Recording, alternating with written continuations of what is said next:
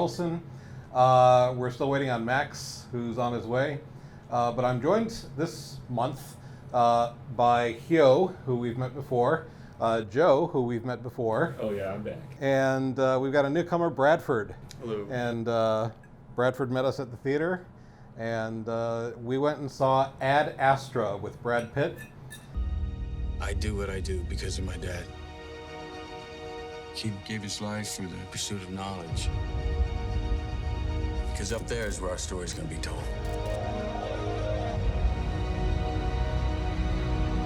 And I am so very happy because this is our 4th episode that we've done. We did The Dead Don't Die, which we didn't really like that much. It was very middling. We did Very Once Upon a Time in Hollywood, which the consensus was it was kind of weak Tarantino. And then we did After the Wedding, and aside from Dana loved it, but the rest of us were just kind of lukewarm on After the Wedding. Ad Astra, I fucking loved this movie. I am so happy that we finally found a movie that I'm going to say right now, I'm giving this one like an A- B+ kind of range. We usually say that for the end, but well, now I just got to explain why you think that. well, I'll get to that later. We'll get into this later. But we're enjoying our watermelon. Shut up, Jenny. And we've got burgers on the grill. And I tried to make brownies, but I forgot to add eggs, so we're not gonna have brownies, unfortunately. Sorry about that. Hey, what would they say on the Great British Bake Off to you about forgetting eggs? They in your would. brownies? Oh my God, I would just be run out of town on a rail. Yeah, what would Paul say? So yeah, we went and saw Ad Astra, and I was. This was my second choice for the movie that we saw this month. My first choice would have been The Death of Dick Long, which I don't think is playing anywhere in Chicago. Ad Astra was a backup choice, and I was really nervous and hesitant about this one because it is a big blockbuster Hollywood movie. It does have Brad Pitt, which he's actually a pretty good actor. I like Brad Pitt. But my concern was that it would be dumb sci-fi. And a lot of the sci-fi in recent years has actually been pretty good. Sci-fi is going through a renaissance. It is going through a renaissance. You're It's like right about same that. with all this, like the typical pulp genre stuff, is going through a renaissance. People are taking it more seriously. Yeah, Arrival, very good. Gravity was okay. I didn't see Interstellar. Did you ever see Interstellar? I saw that. So I understand. What did you think of it? That was my concern for Ad Astra, was that I was hearing a lot of people say like, oh, it's just Interstellar with Brad Pitt, and the trailers actually did kind of make it look like that. I mean, With the, Interstellar it felt a lot like 2001: A Space Odyssey. So, Hyo, what was your overall impression of Ad Astra? Actually, first ever minute, I was thinking like, oh, am I watching Interstellar or something like that? But like after 10 minutes, I figure out it's more like movie related to like father and son. I mean, sci-fi, we were talking about this. Sci-fi is never about, or shouldn't be about technology and all that kind of stuff. And it really shouldn't be about physics either. But it should be about, the human condition. Like on both a micro and a macro level. I don't know how much of this movie we can discuss without getting into spoilers. So we'll just say big spoiler warning. We'll talk this. I mean, have movie we to ever death. done a discussion that didn't involve spoilers Yeah. in some regard? We just don't. I mean, I don't feel a need to purposely avoid spoilers. I want to talk about the movie. I'm not going to worry about who has or hasn't seen it yet. Yeah. So, did you guys like the movie? Yeah, I thought it wasn't as strong as like 2001, Oh yeah. Interstellar, Sunshine, but I thought it was a good film. Like, I was having issues with it at first, thinking like, all right, this is essentially just 2001 in a nutshell. But then about halfway through, it clicked. Like, no, this isn't 2001. This is Apocalypse Now. And everything started like fitting. That is exactly what I was going to say. Apocalypse Now in space. This was Apocalypse Now in space. With Tommy Lee Jones as the Colonel Kurtz. As a figure, Colonel Kurtz. and Brad Pitt is traveling up the river. With everything growing more and more surreal. What was his name? Willard. Martin Sheen. Willard. What was his name? Willard. The comparison. I don't remember. It's been a while since I want to say Kilgore, but that wasn't. Kilgore was. No, Kilgore was. Willard. He was. Oh my God, I'm getting old. It was Duvall. Yeah, Robert Duvall. But yeah, this film was absolutely Apocalypse Now in space, but without like all the heavy violence. But it still had a very strong Kubrick feel. A very strong Kubrick feel in that it would linger on the visuals. Yeah, Which I would have liked a lot without the narration underneath the whole time. That had a very like theatrical cut of Blade Runner, is what I kept thinking of with the narration. I thought the narration was fine because Brad Pitt's character is very insular, and it seemed like a very insular kind of like personality trait where you just endlessly talk to yourself. Yeah. And it's like psychological health was a running theme of the movie. Yeah. So it kind of makes sense to have that inner monologue be an outer monologue. If that wasn't there, then yeah, I would have said like the inner monologue doesn't really fit. What wasn't a deal breaker for me, but I did think several times in the movie, like, what would this be like without the narration? With it just like I bet just there's a cut lingering about on that these shots. It probably I think, you know, maybe if that was on the table at any point, then it got vetoed just because it would have made the movie a little too art house. Okay, so now we have turkey burgers, beef burgers, grandma's potato salad, Got a full course here. and elbow macaroni. So yeah, Apocalypse Now in space. That was exactly what I was gonna say. Even right down to the you remember the scene where they stop the boat to check out the sampan or sanpan, whatever you call it, those boats on the river, and they end up shooting up the whole place. Yeah, it's been a minute since I've seen Apocalypse Now, but I do know what you're talking about. Yeah. Yeah, it's like a lot of these the sequences early in the movie, like the SOS on their way to Mars and that chase on the lunar surface. Like, I don't know why these are here in particular. But then, like, once I made the connection between like Apocalypse Now and Ad Astra, it's like, all right, these are essentially stops along the river. Right. That's actually something that I think that's what stops me from. Hey Bradford, will you slap one of those on the ketchup there? You can just use your finger. I don't care. Thanks.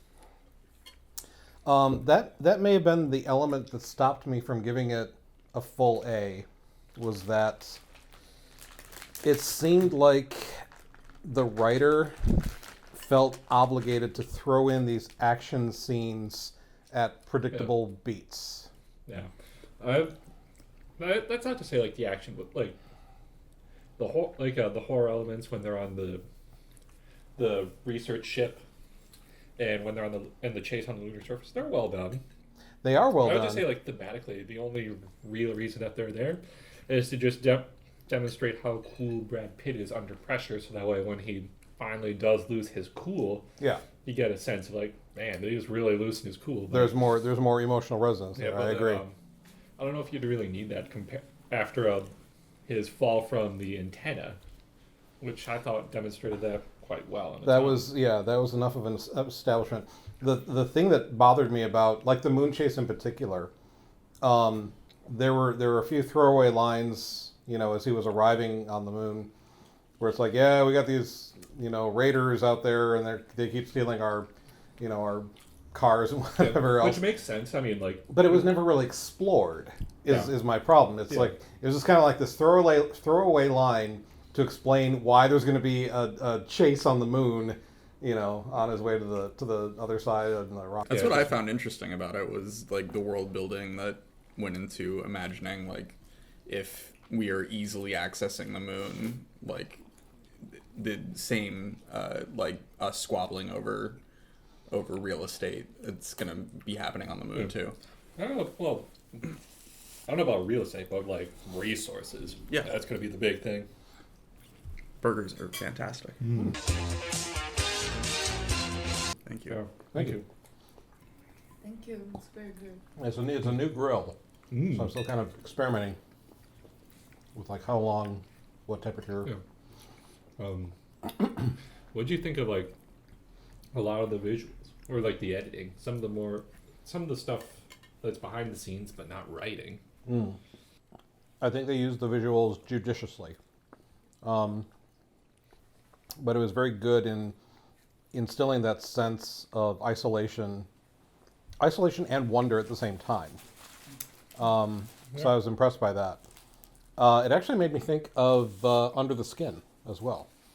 Those opening shots of Under the Skin with the circles and the circles, and it was kind of like her body being formed out of the ether or what have you.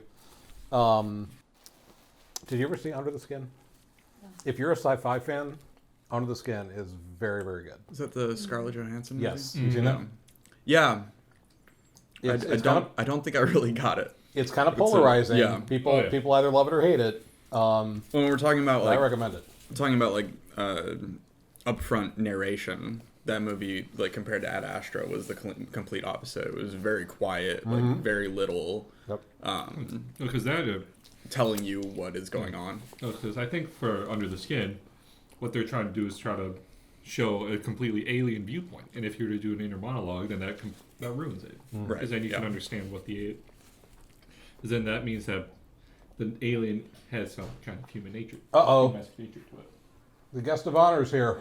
Ah. I was going to try to break in silently. No, sorry. You're too flat-footed. Come in. Thank you for apologizing for my flat-footedness. Come in and sit down. We have burgers of all sorts. Oh my god. Of all stripes. We've got beef burger or turkey burger. Do either of those work for They you? both sound good. Yeah. We have buns. With or without sesame seeds. Take a bun. All right. We've got Grandma's potato salad and elbow macaroni. So yeah, It's a feast. we are we're not lacking. Did you guys like the movie? I loved it, Yeah? and I'm very happy because go ahead and grab a bun or two, however many you want. Definitely the best movie we've seen so far. Definitely the best movie that we've seen on Dinner Movie so far. And does it hold up? I'll have to take your word because I have not seen it. So Wait, you haven't seen Ad Astra yet? No, that's why I need to be out of this production. So we're gonna spoil the fuck out of this movie for you. yeah, I'm fine with that. I Okay. came here expecting some spoilers, and I'm excited because I All like Brad Pitt and a lot of his work. This is And, I also enjoy movies. I would so- actually say this is one of his better performances. Definitely. It is a very, very good performance. Yeah. It definitely played more to Brad Pitt's strength as a character actor than as like the sexy leading man One of these, that he's often associated and with. then escape into the audience. His last couple of movies, he's kind of been using that Aldo Rain, like Tennessee accent. You notice that? He kind of used it in Once Upon a Time in Hollywood. Maybe. And I don't know if you watched any of the Netflix series. Oh, I can't think of the name of it. War something. I don't know. But yeah, so he's kind of. What's that? Current Netflix series. Yeah, it came out maybe a year ago. This is definitely Brad Pitt's one of his probably most vulnerable performances. Yes. Did you ever see Tree of Life? Yes. I watched maybe the first 15 minutes of that before I shut it off. But I saw parallels between that and this Oh, yeah. one. Brad Pitt plays this pretty badass. He's a major in what's it called, the Space Command. United Space Command or something like that. Yeah. Space Com. And it's established early on that no matter what tense situation he's in, his pulse never goes over 80 beats per minute. But it's also like not this- portrayed in a way where it's like, yeah, I'm gonna be that guy. He's not some like, Tom Cruise badass or something like that. He's a pretty vulnerable guy. He's just kind of like He's basically a shell of a man. yeah.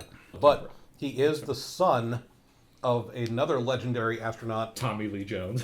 played by Tommy Lee Jones, who disappeared 16 years ago on a mission to Neptune. And so he's disappeared. No one knows where he is or if he's alive or not. That reminded me a lot of Sunshine and the Icarus one. Like I also got a lot of Captain Pinbacker vibes from Tommy Lee Jones' character. If you haven't seen it, I saw it, and I'm one of those people that didn't like it because of the Pinbacker. Yeah, plot. I rewatched it recently. Sunshine's one of my longtime favorites, but I rewatched it recently, and I love Danny Boyle. Yeah, I it love just everything he does. it goes but- off the rails as soon as Mark Strong shows up. Yeah. And you're like, okay, it's like a horror movie now. Can I have one don't of those know. buns right there? Thanks. It reminded me of Sunshine too, but I thought that the tension with revealing Tommy Lee Jones' character was better. Yeah. Yeah, more of a payoff there. That's Yeah. for sure. Well, that's where it came. Way more interesting. That's where the comparisons to Apocalypse Now really play in. Oh, yeah. So this might confuse. You've seen Apocalypse Now, right? Nope. Never Oh seen it. my God. Yeah, no. I think. What are your plans tonight? I think we have to watch Apocalypse Now. Yeah, it's one of my big ones. It's. Have you ever read Heart of very- Darkness? Mm-hmm. Okay. You've read Heart of Darkness? Yeah. Really? Okay. It's Heart of Darkness in Vietnam. Apocalypse Now is, and then Ad Astra is Apocalypse Now in space, but not nearly as violent. Okay. But it's the same kind of thing where it's like a guy Going is on into a. like a It's like a road trip. yeah. It's a road movie. Like instead of a river. Do they get attacked by monkeys in Apocalypse Now? A tiger. Okay, close You enough. haven't seen Apocalypse Now? Not But since it's I was like the 13. descent into I like don't really a remember it. prehistoric or like a Well, it's yeah. I mean, it's not like a deeper state of consciousness, I'd say, right, more like a than. more That's one good. with the So, Tommy Lee Jones lost 16 years ago on this mission to Neptune, and now all of a sudden there are these surges. I think they call them antimatter surges They're essentially like coronal mass ejections, but Yeah. instead of coming from the sun, they're They're coming from Neptune. coming from Neptune. But they have the same effect in that they wipe, that they are basically EMPs, Yeah, and they wipe out electrical devices all across the solar system, yeah. unless So- they're like very deep underground. They're a huge threat to all life in the solar sounds like that'd system.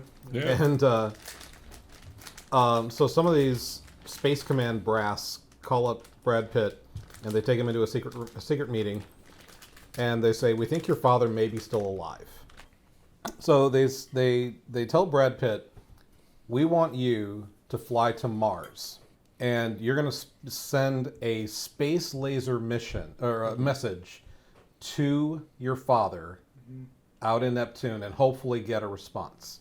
That was one question I had. How long would it take a laser to go from Mars?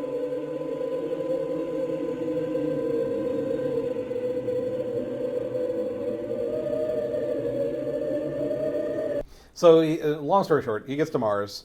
He sends the message, and they sit around. They wait for a message to come back, and they go, "Oh, we're not hearing anything. We'll try again tomorrow with the next cycle, whatever it was." Yeah. So he goes and sends another message again, and they had this message all pre-written out. But then he kind of goes off script. He's like, "Dad, I miss you. I really want to talk to you." You know. Yeah. And then, like, all these other brass that we've never seen before come in, and they usher him out of the room. They're like, and he's like, was there a response? And they, of course, won't tell him. So the answer is yes. And so he's like, I gotta get to Neptune. I gotta go out there. That's I the gotta call see to my dad. adventure then, right? He's like, well, Yeah. I Well, gotta that's go. the next layer of the call to it. That's pretty deep in the movie. You Yeah, know that's at what? least Right, half. the first call This- that that's at really least adds halfway around is over. probably the initial. Yeah. We were an hour into this movie, and it felt a lot longer. They packed a lot of movie into the first yeah. hour of the movie. And Yeah, it's an only 2-hour movie. yeah, but it didn't Yeah. feel like I didn't feel it was dragging, and I wasn't waiting for the end. But we were only an hour in, and I looked at my phone, and I was like, "Holy shit! This is only an hour." Only an hour's Testament to gone by. good pacing. Yeah. I thought so too, but I if they do a direct like extended director's cut without the narrate, like do Blade Runner it, then You know- I would watch that too. Yeah. Director's cuts are hit and miss for me. They very much are. You ever see Walk Hard, the Dewey Cox story? I think I saw the One of my fucking Yeah. favorite movies. I fucking love that movie. I can't stand the director's cut.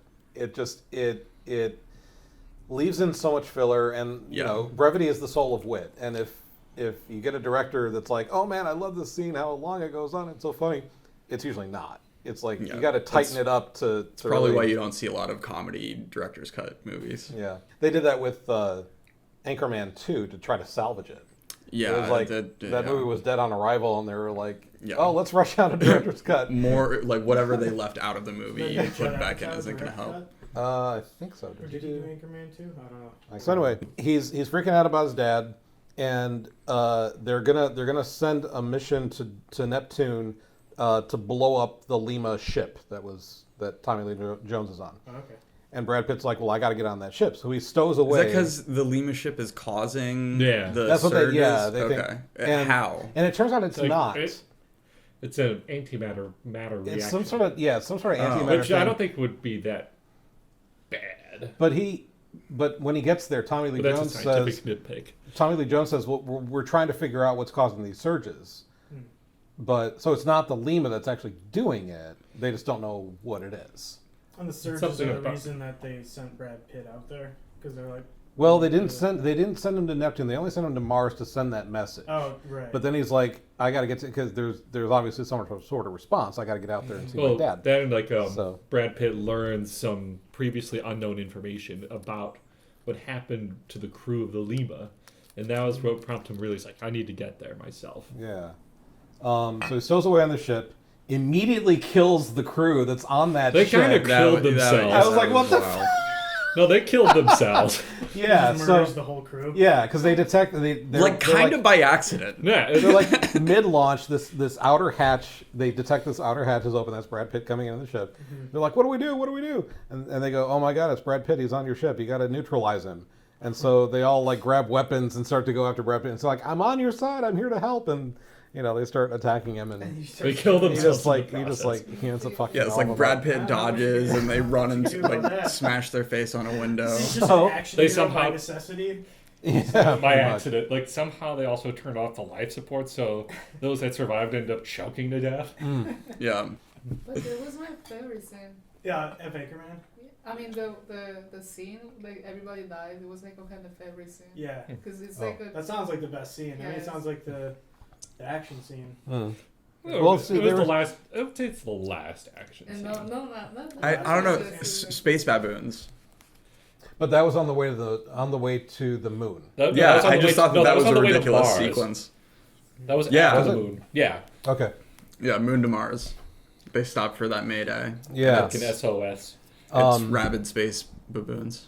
Wait, Rabbit Space Baby? Yeah. Okay. So it's this. It's a detour. It's like a essentially. Norwegian research I vessel. really gotta see this. Yeah. And It's entertaining.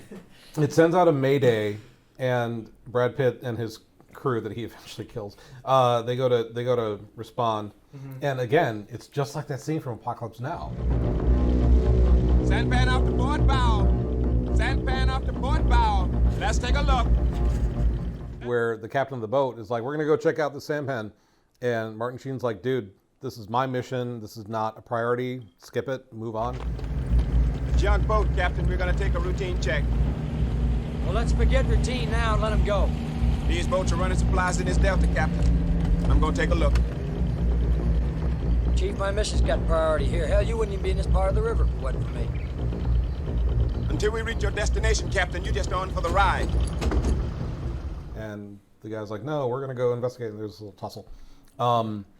So yeah, and they say, yeah, this vessel's Norwegian. It's here for biological and animal research. Like, okay. So Brad Pitt and the captain go on, and they're hunting around. There's nobody there. Good suspense, but It wasn't bad. It was a well-made suspenseful sequence. Yeah, it wasn't too bad. I was into it. I was just not expecting. Yeah. A monkey baboon. attack. Yeah. Yeah. So Wait, what are they sneaking around again? What's the well, environment? they're trying to find this like- ship's in a mayday, and they're trying to find people. Essentially, imagine like they're like So this is crawling not around like a like a an big boat. a big spaceship. Okay. Yeah. yeah. Yeah. Imagine It's like a if they're- research station. Yeah. Imagine if they were basically just like floating around a larger version of the ISS. Keep it So he makes it to Neptune. He finds his dad's ship, the Lima ship, and he gets on board, and he's got a nuclear bomb with him, because that's the whole mission was to blow up the Lima, and hopefully stop these surges from happening. So Tommy Lee Jones is there. Apparently, Tommy Lee Jones killed his crew as well, because they're out there searching for extraterrestrial intelligence, and all the people started like getting tired of being out there. Because so they're not finding anything. They weren't finding anything, and so they're like, "We're going to quit. We're going to go home." And Tommy said, "No, we're going to stay here." Find it. And this is the part that I didn't really get, because they have this heart to heart, and Tommy Lee Jones is like, "I didn't care about you. I didn't care about your mother. I just wanted to be out It here." reminded me of very much of a Ray Bradbury short story from Oh, yeah? The Illustrated Man, I want to say. Yeah. Which follows an astronaut who's always basically just can't stay out of space, and then like, but like it follows mostly like his family, who's like eventually just regard him as dead because he's never there. Do you remember at the beginning of Apocalypse Now? He's in his hotel room and he's, that voiceover. Yeah. When I was here, I wanted to be there. When I was there, all I could think of was getting back into the jungle. So here's the part that I don't understand. So Brad Pitt, they have this heart-to-heart, and Brad Pitt's, all right, we're going to go home. So they get in their spacesuits, and they tether themselves together, and they leave the ship, and then Tommy Lee Jones freaks out. And he's like, let me go, let me go. And of course there's, a double meaning there because he wants him to physically let him go and emotionally let him go. But why does Tommy Lee Jones, why is he suicidal? Honestly, I don't know. I think that'll take a rewatch to Yeah. really understand. I mean, the way I processed it was he's going abruptly from being in control, being the supreme being in his environment, to having all of his control taken away from him and being dragged back to Earth, having to taken away from confront his home. everything that he did, whereas he was just kind of in limbo, being able to just do whatever he wanted. But I think that's why he suicided, was he started processing what going back to Earth, what does that mean? Well, I murdered a ton of people, and not to mention all of the resources that were put to getting him back. Or that's another reason why I compare him to Pinbacker from Sunshine as well. Mm-hmm. Like a captain who murdered his whole crew, carry on some grand design. Maybe I think he just lost his timing to get back. So he just murdered, but he just stayed. And then when he meet his son, he had nothing to say except for I don't care, you go home, I wanna stay here. And also it's just for me, just personal things even though he goes home, it's not his home. Yeah. Because he already stayed there for 16 years, so. Yeah. But yeah, I really, really enjoyed this movie, and I'm giving it an A- B+. The only reason I'm kind of downgrading a bit, I don't think it had, I think it had unnecessary action sequences, and that kind of dragged things down a bit for me. It also didn't have it had a lot of emotional gravitas to it, but not in the amount that I look for in an A+ movie. So I'm giving it around an A-, but I'm still thrilled that we finally got a good movie on Dinner and a Movie. I'm so happy about that. I would give it a B+ personally. B+, okay. Yeah, it's very it's effective at what it does, and it was a very enjoyable ride. There are just a lot of individual nitpicks I have about it that at worst are just nitpicks. Well, at best are just nitpicks, and at worst kind of undermine what the story is trying to tell. Especially when it comes to isolation. So Bradford, what grade would you give at Astra? I think B+ is fair, but for me it's just the feeling that it was kind of pushed into this theatrical edition format. I think it probably had a little more room to breathe. They did I thought the world building with the conflict on the moon, when we picked it apart a bit and it doesn't totally stand up, but just letting the world breathe a little bit more, and I would probably cut the narration, just okay. A little less of telling the audience what is going on, and a little more of you there is a lot of substance to those long drawn out shots. Yeah. So Hyo, what grade would you give? I will give A, but it was a little bored for me. Oh yeah. Okay.